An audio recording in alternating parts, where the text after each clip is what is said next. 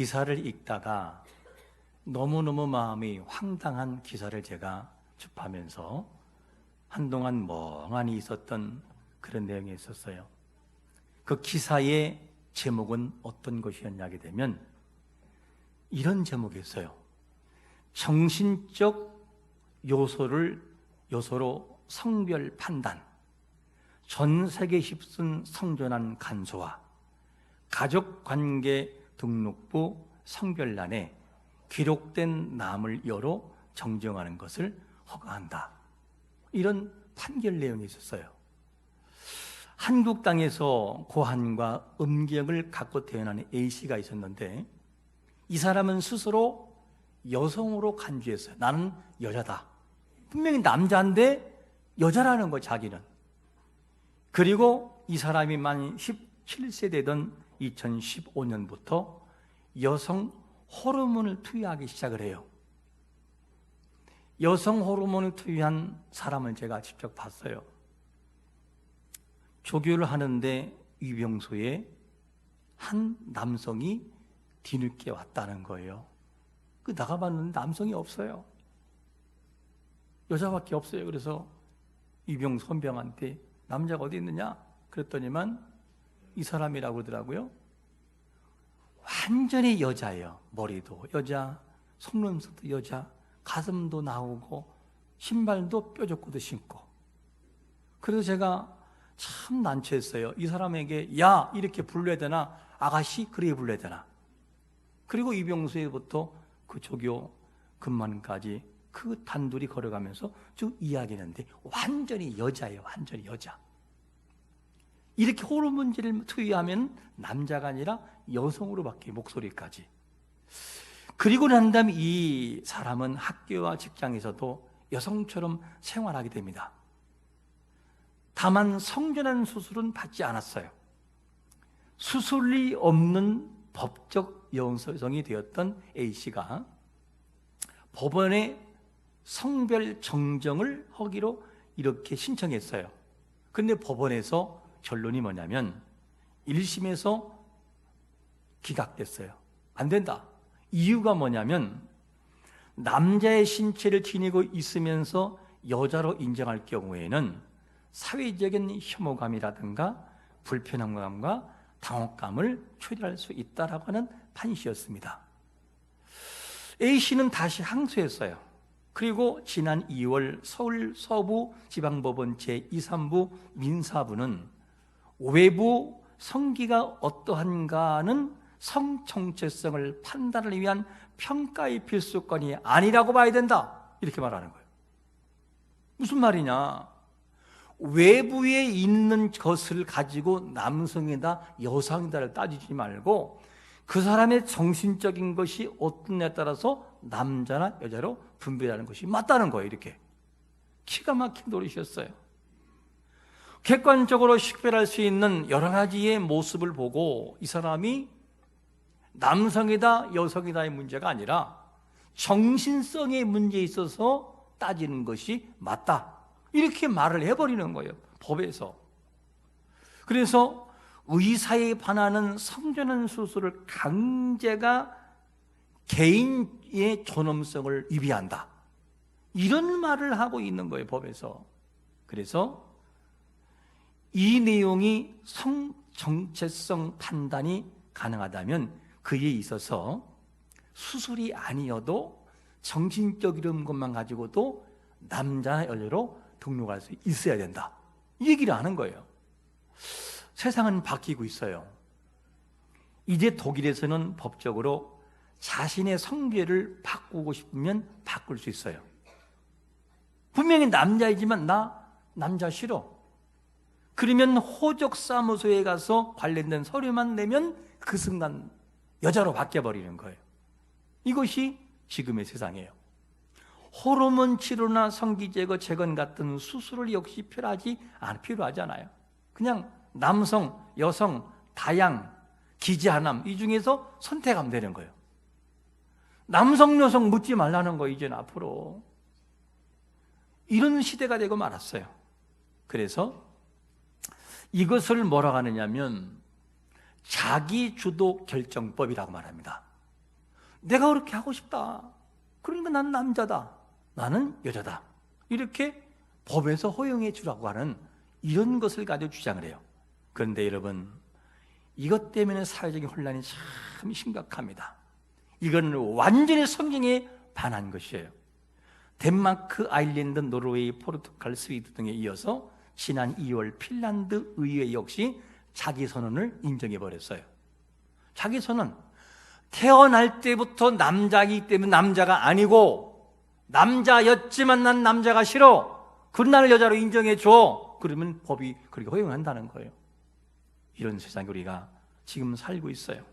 현재 유럽에서는 20여 국가로 이 제도를 택하고 있고, 스페인에서도 지난 12월에 유사한 내용의 트랜스젠더라고 하는 이 법을 통과시켜 버렸어요. 암만 남자라도 여자로 살고 싶으면 바꿔라 이거예요. 인정해 주겠다. 야, 이게 뭐냐면 이제는 이 모든 길이 열렸기 때문에 타락의 모습으로 나가는 것이 지금의 세상의 모습인 것을 보게 됩니다. 의학이 아닌 당사자의 주장으로 성배를 바꾸라는 거예요. 이런 시대가 되고 말았어요. 앞으로 이런 문제가 보편화가 된다면 어떤 일이 일어나죠? 예를 하나 들어보겠습니다. 저는 남자입니까? 여자입니까? 머리 길러야 꼭 남자. 전 남자예요. 누가 봐도 남자예요. 남자인데 제가 살다 보니 불편해요. 머리 좀 기르고 싶고 갈색머리로 하고 싶고 좀 나왔으면 좋겠고 스커트 입었으면 좋겠고 가늘은 다리를 좀 보여주고 싶고, 그래서 나 여자로 살고 싶다. 그래서 법원에 가서 서류를 준비해서 나 오늘부터 여자예요 라고 신청하면 제가 어디를 갈 수 있느냐? 여자 목욕탕에 갈 수 있어요. 어떻게? 다 그대로 가서. 그러면 저는 어떻게 되죠?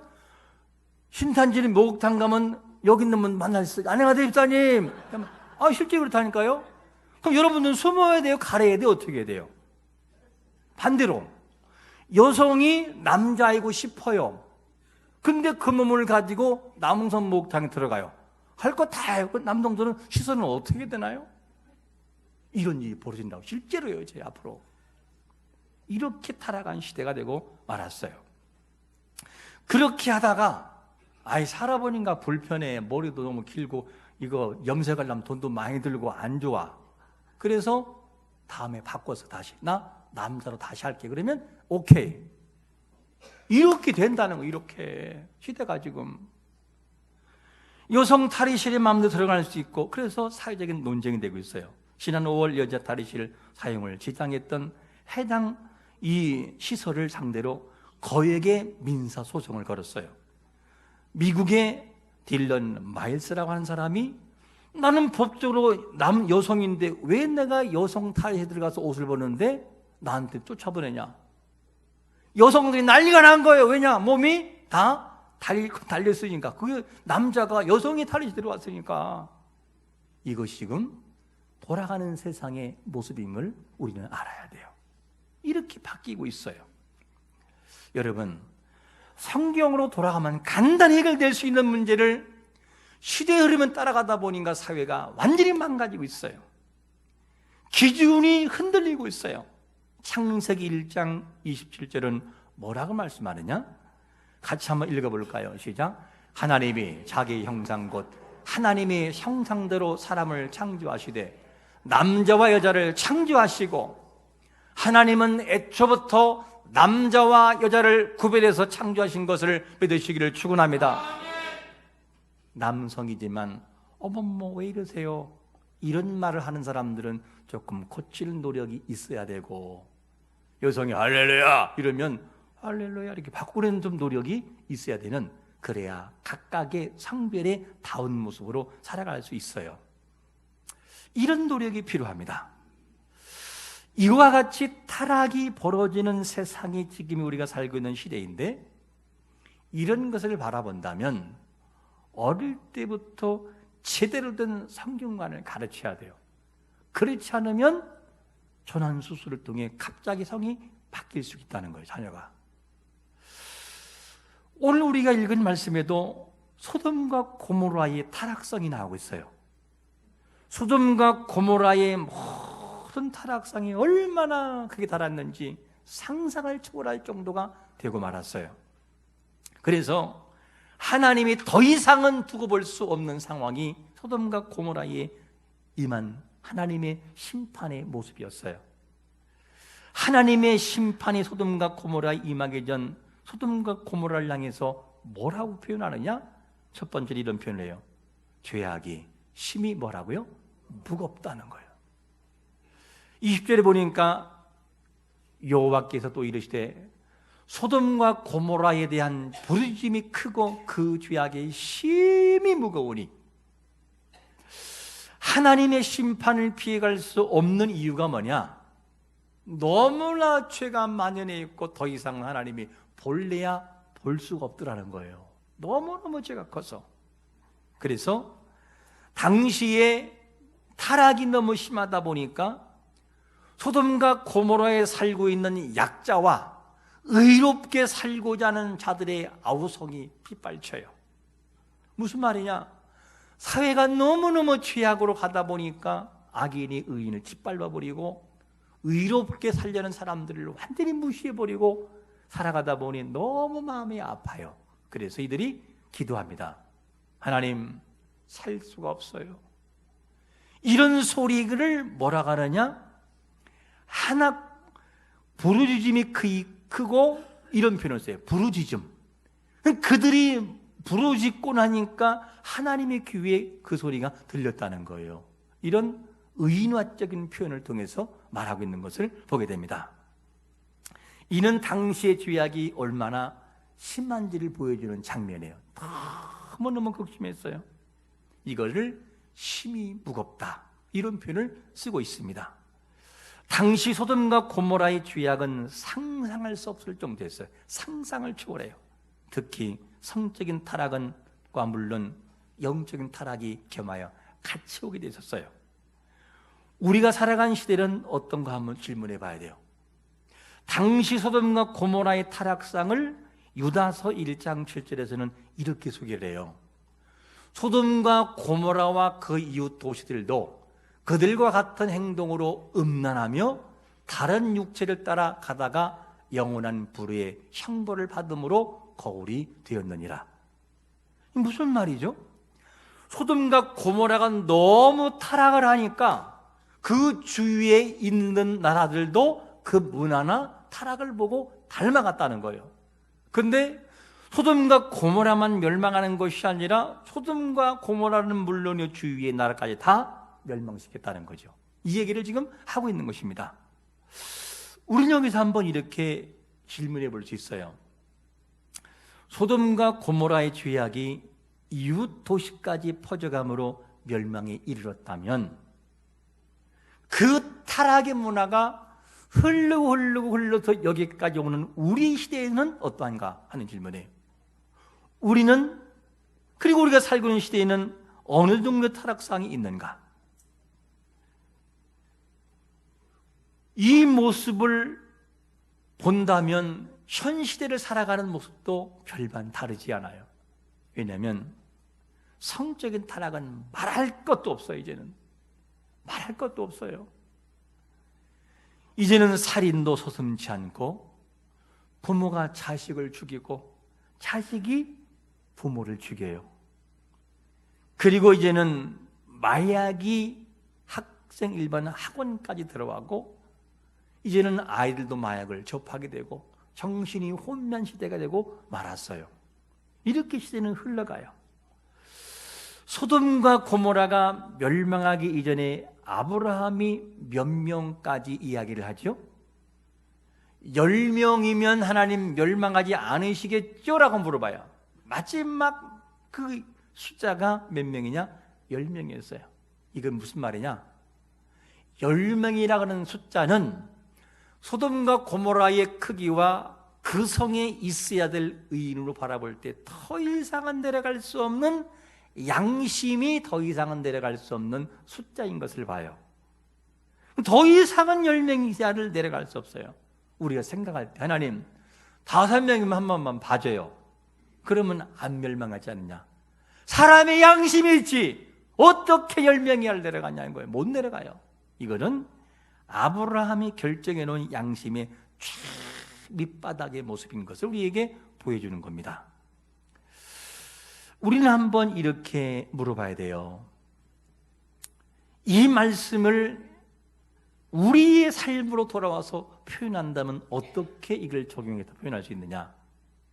당시의 타락상이 10명의 아래로 내려갈 수 없다는 것은 신앙이 오늘날 세속화가 되고 주일을 주일로 보지도 않고 기도해야 될 사람이 기도하지도 않고 하나님을 경외해야 될 사람이 경외하지도 않고 두려워할 사람이 두려워하지도 않아요. 죄 짓는 거 사람만 안 보면 뭐든지 할 수 있는 시대. 세상 사람과 아무리 비교를 해보려고 해도 다를 것이 없는 시대. 이것이 그 시대 타락상과 오늘날 우리의 시대의 타락상과 다를 바가 없다는 거예요. 하나님의 사람이라고 할 수 없을 정도의 모습으로 가고 있는 것이 우리가 살고 있는 시대의 모습이라고 하는 심각성을 봐야 돼요. 예수 그리스도의 십자가의 복음이 아니면 영원한 죽음에 임한다는 것은 시대가 아무리 바뀌어도 바뀌어지지 않는 진리인 것을 믿으시기를 축원합니다. 이 진리는 바뀌지가 않아요. 어느 누구도 대체될 수 없어요. 신천지 이만희 형님이 보혜사가 될 수 없어요. 바뀌지 않아요. 진리는 절대 바뀌질 않아요. 우리가 살아가고 있는 시대에 복음이 어느 정도의 파워가 있는지를 한번 지켜볼 수 있어야 돼요. 여러분 직장에서 여러분들의 모든 살아가는 삶에서 그리스도를 증거할 때 복음이 비집고 들어갈 수 있는 확률이 얼마나 됩니까? 여러분들은 직장에서 예수님을 믿으면 구원의 임함을 아세요, 형제님? 나와 같이 예수 믿읍시다 라고 우리가 들어가서 이야기를 하면 그들은 어떤 반응을 보이는지 한번 보세요. 사업장에서 한잔하면서 예수님 믿으세요 라고 하면 과연 복음이 들어갈 수 있는지. 지금은 세상이 그렇게 악해져 가고 있어요. 또 이것을 우리의 가정으로 돌아와서 우리의 가정에 들어가서 우리가 믿는 자로서 사랑하는 아들아, 사랑하는 딸아, 예수 그리스도를 믿어야 행복할 수 있어. 예수 믿자 라고 한다면 자녀들의 마음이 그 말을 어떻게 받을지를 한번 물어볼 수 있어야 돼요. 콧방귀 끼고 전혀 먹히지 않는다면 그리스도인 우리가 어떻게 평소에 살아가고 있는지를 그 앞에서 그냥 그대로 볼 수 있는 거예요. 여러분, 아담과 이 당시에 아브라함이 살던 시대의 타락상이 곧 우리의 타락상인 것을 같이 볼 수 있어야 돼요. 그러므로 아무리 사랑하는 자녀할지라도 그리스도의 복음을 받지 않으면 영원한 죽음으로 떨어진다는 심각성을 가지고 가정과 교회와 이웃과 신지를 향한 마음으로 우리가 적용해야 됩니다. 여러분, 이 적용의 은혜가 있으시기를 축원합니다. 소돔과 고모라의 죄악이 심히 무거움으로 심판에 진행되려는 순간이 있을 때 아브라함은 그러면 어떻게 반응했을까? 하나님이 이제는 소돔과 고모라를 완전히 불로 멸망시키는 순간이 있을 때 아브라함이 뭐라고 반응하느냐? 두 번째로 이런 반응이었어요. 영혼 구원에 대한 반응이 있음을 봅니다.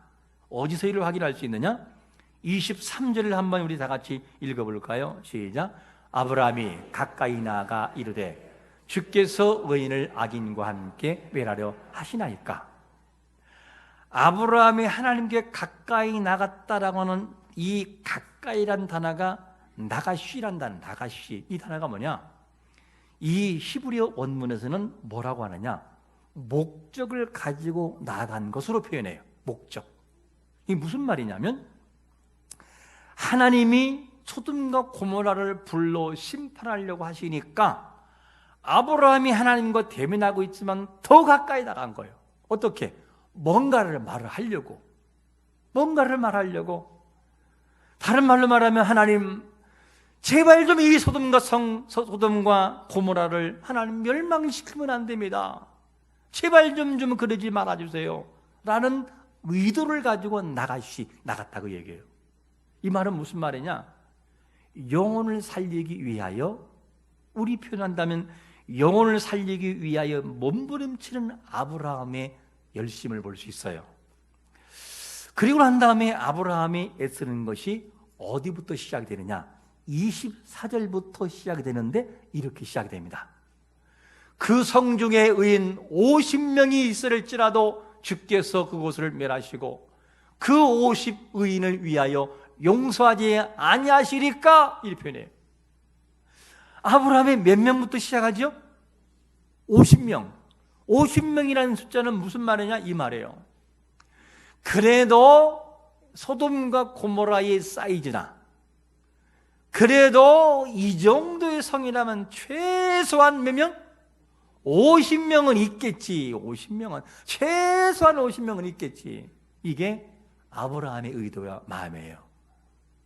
그런데 막상 들어가서 점검을 해보니 50명이 없는 거예요. 그 큰 성의 의인이 50명이 없어요.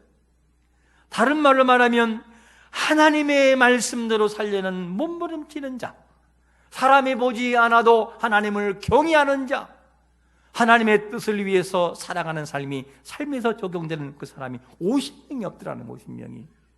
그래서 아브라함이 불안해서, 하나님 그러면 5명만 깎아줘요. 5명만. 45명이면 되겠어요, 하나님? 설마 그건 있겠지? 보니까 아브라함이 보니까 없어요. 45명도 안 되는 거예요. 이때부터 아브라함의 마음은 어떻게 하느냐? 불안해지기 시작을 해요. 서서히 불안해지기 시작해요. 그 다음부터 50명에서 45명까지 나왔다가 단위가 어떻게 바뀌죠? 10단위로 바뀌어요. 10단위로. 잘 보세요, 여러분. 여기서 10단위로 바뀌어버려요. 그래서 뭐라고 하냐? 하나님, 그러면 40명이면 괜찮겠어요? 여기까지 내려와요. 5명씩. 50명에서 40명까지는 그래도 5명 단위로 끝났는데, 그 다음부터는 아브라함 불안하니까 하나님 몇 명이면? 30명이면 괜찮겠어요? 10명을 깎아서 더 내려요. 근데 30명이 없는 거예요. 기가 막힌 노릇이죠.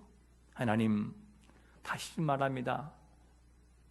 다시 10단위 20명이면 그러면 되겠습니까? 그래, 마지막으로 하나님 한 번 부탁하겠다고. 몇 명이면? 10명이면 말하지 않겠습니까? 10명이 없는 거였어요. 더 이상 아브라함도 할 말이 없어요. 왜냐하면 사람이 양심이 있지. 옛 어른들의 말이 뭡니까? 갑오진데도 나 짝이지 라는 표현을 쓰는 거예요. 너무너무 양심상 신명에 내려갈 수 없었어요. 이것이 당시의 모습이었어요. 오늘날 하나님이 우리 귀에 오셔서 사랑하는 아들아, 이곳에 의인이 몇 명인지 한번 알아보거라 라고 저에게 묻는다면 저는 몇 명이 있을 거라고 이야기를 해야 되나요? 하나님, 그래도 100명은 있겠지요, 의인이요? 막상 들어가 보니 100명은 고사하고 50명도 없고, 50명은 고사하고 10명도 없다라고 한다면 저는 뭐라고 해야 되나요, 여러분요? 여러분들은 뭐라고 해야 되나요? 이런 적용을 한번 우리가 해볼 수 있어야 돼요. 하나님이 정말 기뻐하시는 사람, 사람이 뭐라고 하지 않아도 하나님을 신뢰하는, 하나님을 기뻐하는 그런 사람이 의인이 10명이 없다라고 한다면 이것이 통탄하고 가슴을 칠 내용이 아니겠는가? 우리 한번 이렇게 물어봐야 돼요. 우리의 가정으로 돌아가면 믿는다는 기독교 숫자에는 들어가 있으나 그 가정에 부모나 자녀나 신앙이 어떠할까? 한번 이 질문을 아주 경각심을 가지고 물어볼 수 있어야만 돼요. 너의 가정에 식구가 5명인데 그 중에 내가 의인이 단 2명만 있어 내가 멸하지 않겠다 라고 한다면 자신이 있을까 하는 질문을 한 번 더 던져볼 수 있어야 돼요. 우리가 알아야 하는 것은 뭐냐면 하나님이 마냥 참는 것은 아니라는 거죠. 뭘 보면 알 수 있느냐?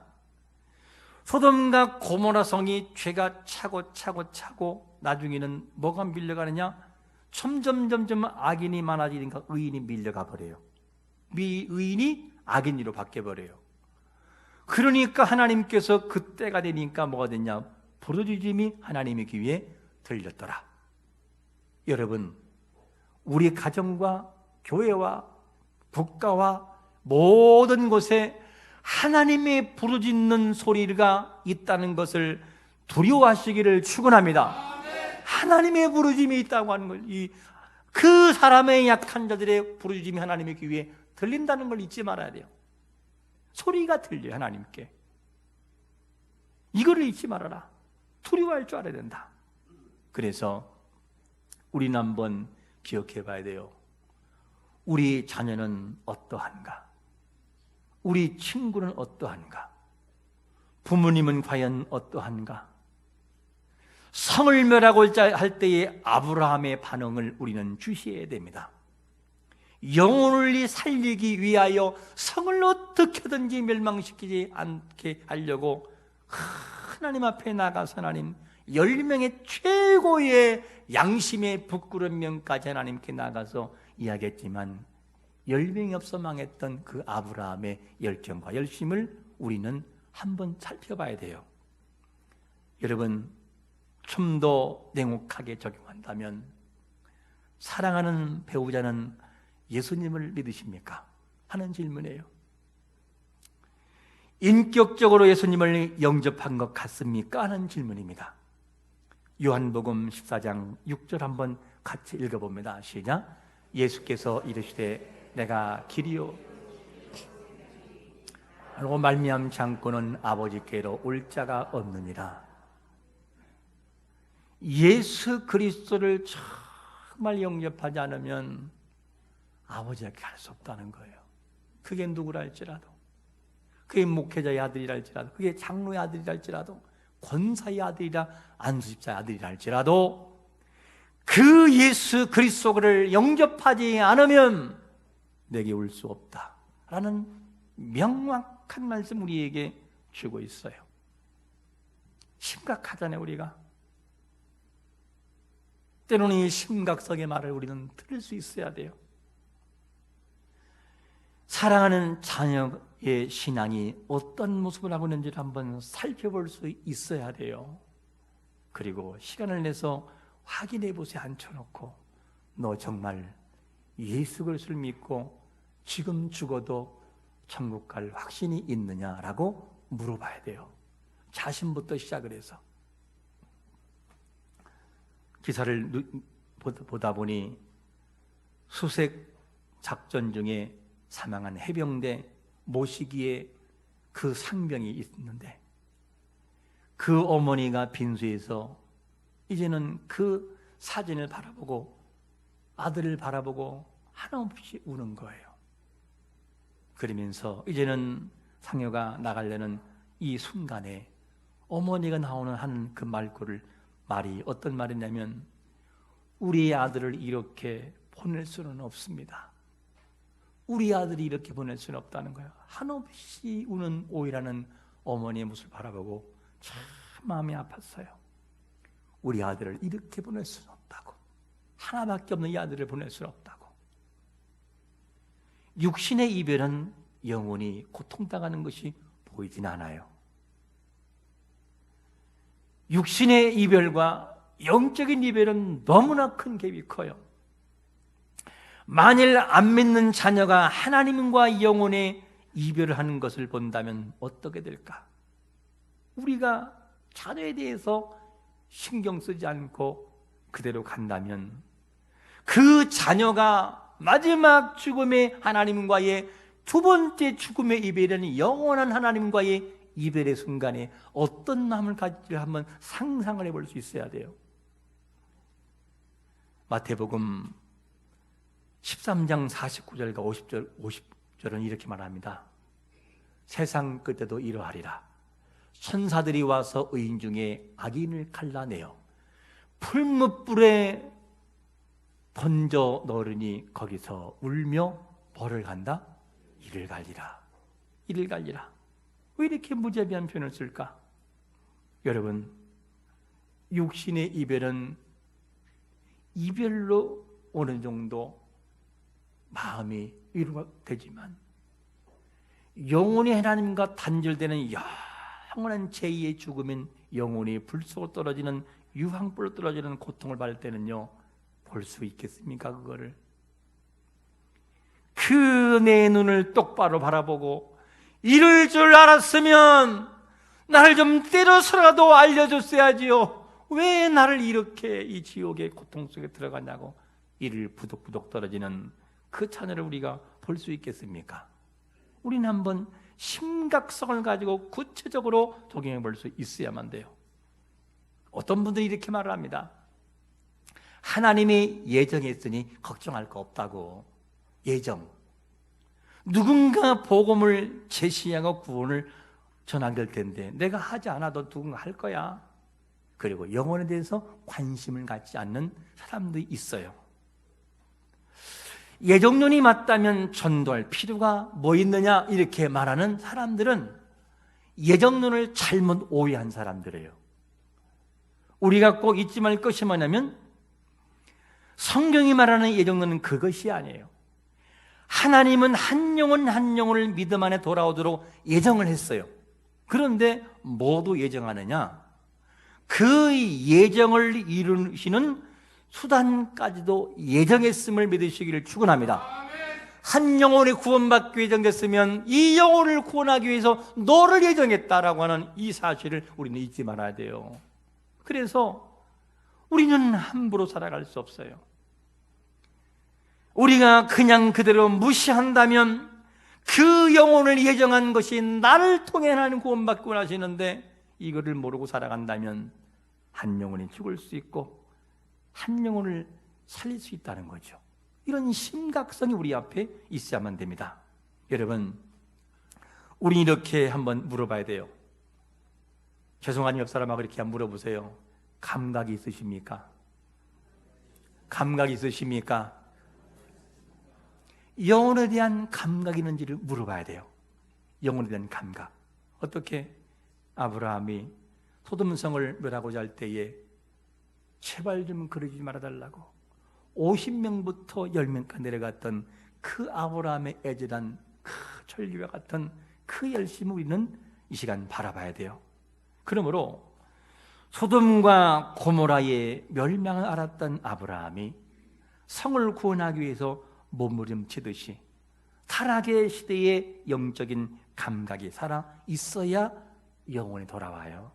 여러분, 하나님이 우리를 통하여 누군가에게 복음의 그리고 구원의 도구로 사용되게 만드셨고 예정했음을 믿는다면 그게 누굴지 모르기 때문에 가장 가까이 있는 나의 가족과 이웃과 친지를 향하여 하나님의 선한 도구, 구원의 도구로 사용되는 우리 모두가 되시기를 예수 그리스도의 이름으로 축원합니다. 아멘.